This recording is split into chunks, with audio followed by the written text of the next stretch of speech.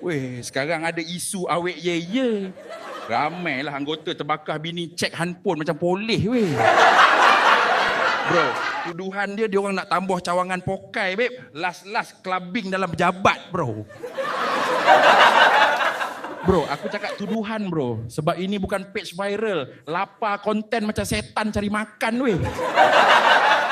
Weh, isu setakat khabar angin je, bro. Tak ada yang mengaku pun. Semua cakap belakang. Tak ada telur lah.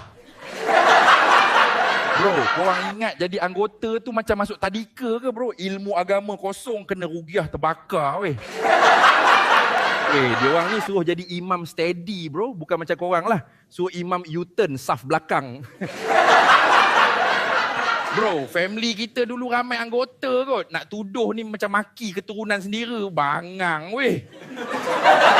Weh, dengar cerita sekarang trend meroyan. Selamba dia ambil PM negara lain macam tangkap kucing je, babe. Bro, diorang buat boleh masuk negara orang macam main game. Terpaling hero dunia tak berlesin lah.